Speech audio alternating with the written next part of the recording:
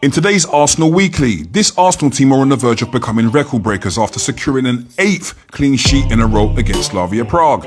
Is this crop of defenders Arsenal's best unit in 30 years? Max Dowman does make history by becoming the youngest ever Champions League player.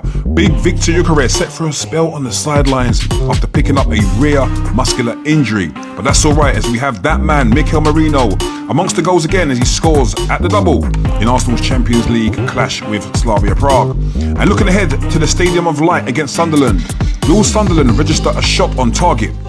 Will they do the unthinkable and actually beat David Raya? Or will the red and white machine roll on? Let's jump straight into it. Hello guys, you're through to Arsenal Bloodline. I'm Elts. Thank you for joining me as always. It's always appreciated. This is a quick run through of all things Arsenal over the last couple of days, including our very comfortable looking 3-0 win against Slavia Prague last night. I didn't see any of it. I've only seen highlights, so I can't even comment too much on the game. But what I can comment on is the 8 clean sheets in a row. Wowza, what an amazing achievement from the boys. And, you know, I joked about it in the last video, in the Aftermath show with Jules, that, you know, I'm now at a point when I watch Arsenal, or I'm offended. I'm actually offended when we concede shots, you know. This is where we are.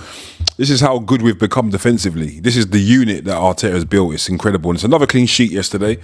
And it was almost breached for a moment.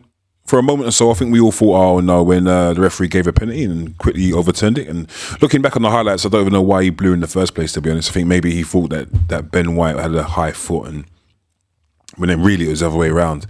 But yeah, 8 clean sheets in a row. Of course, it's a chance to make it 9 clean sheets in a row against Sunderland. Dun dun dun dun. With Sunderland, I've had a bad feeling in my gut about this game for weeks. I've not been looking forward to it, and that's before the injuries. Now there's no Victor Gyokeres, there's no Martinelli. I've got a horrible feeling about that game. I would have had a horrible feeling about Janet scoring against us, but he scored the other day, and you think, is he going to really score twice in a row? Don't know, but under the lights, Saturday night, 5:30, Sky Sports. Don't know, but we'll talk about that later on in the week. Max Dowman becomes the youngest ever player to play in the Champions League. Wow, let's big up Max.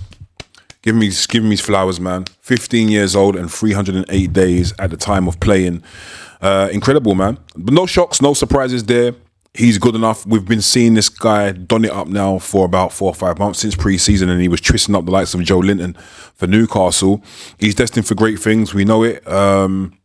So yeah, special moment for the Dowman family. Big him up indeed, and hopefully this is just going to be the start of an amazing career playing for the red and white of Arsenal. But congratulations to Max Dowman for sure on that one. Big Vic, VG, Victor Gyokeres is sidelined with a muscular injury. We don't know which muscle it is. We don't know the extent of it, but the rumours are, and they only are just rumours. I mean, no one knows apart from, you know, the Arsenal staff and Victor himself, of course, how bad it is, but the rumours suggest that it isn't so bad. And I've got to be honest, when Mikel Arteta was speaking about it and he said he was concerned in a very stern face, I didn't really take it in, because I can't help but look at Victor Gyokeres and just think, Terminator, you look like a Terminator. You honestly could have played Terminator back in the 90s when Arnold Schwarzenegger played him. That could have been you. I just don't really feel like this guy would get injured for that long. Luckily, according to the rumours, it's not that bad, and the target game is Spurs at home. That lineup against Spurs, I think it's the 23rd of November. That's going to be a very interesting lineup, because there's quite a few players that are due to be back in time for that game. So let's watch this space. The enigma of Mikel Merino. I've done a video on this guy in the past, and there's probably going to be another one coming about him, because I find him to be one of the strangest players to ever play for Arsenal, in a sense that, if I'm being honest, if I'm being really, really honest about Mikel Merino, I don't really rate him that much, to be honest. Like, he hasn't done much in terms of, like, outside of being a fake striker, his general play doesn't ever do that much for me. Yet, what he's contributed to Arsenal in his 18 months since he's been at the club, you can't deny it.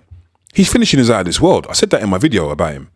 He quite possibly could be, maybe alongside Gabriel Martinelli and Victor Gyokeres, although we haven't seen it really that much from Victor Gyokeres in terms of his array of finishing at Arsenal. We saw it for Sporting Lisbon. But alongside Victor Gyokeres and Gabriel Martinelli, there is an argument that Mikel Merino is up there as one of Arsenal's best finishers. I mean, he really is, and it's the way he does it. It's always like a one-touch finish.